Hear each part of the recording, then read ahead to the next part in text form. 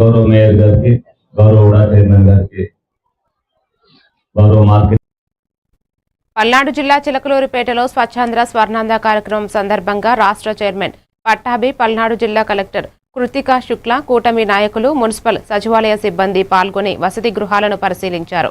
విద్యార్థులతో మాట్లాడి వసతి గృహంలోని వంటశాల, వాటర్ ప్లాంట్, డైనింగ్ హాల్ల పరిస్థితులు, భోజనం సరైనదో తెలుసుకున్నారు.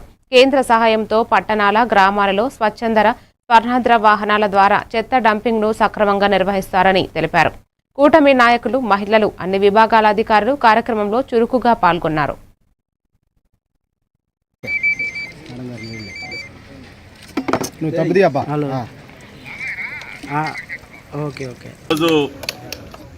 స్వర్ణాంధ్ర స్వచ్ఛాంధ్ర కార్యక్రమంలో భాగంగా చిలకలూరుపేట మున్సిపాలిటీకి రావటం జరిగింది.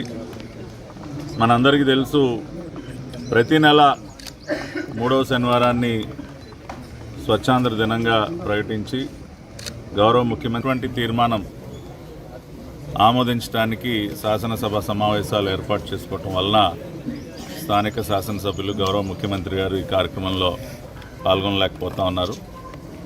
స్వచ్ఛంలో ఉన్నటువంటి చెత్తని స్వచ్ఛరథం, డ్రై వేస్ట్ వాళ్ళ ప్లాస్టిక్ కానివ్వండి, పేపర్ కానీ ఇవన్నీ కూడా స్వచ్ఛరథంలో ఇచ్చి వారికి కావాల్సినటువంటి ప్రొవిజన్స్ని వాళ్ళు వెనక్కి తీసుకుంటూ నిజంగా చెత్త నుండి సంపద సృష్టించడం ఎలా అన్నది వాళ్ళు తద్వారా బెనిఫిట్ పొందేటువంటి అవకాశం కూడా ఉంటుంది. కాబట్టి ఆ కార్యక్రమాన్ని చేస్తున్నాం.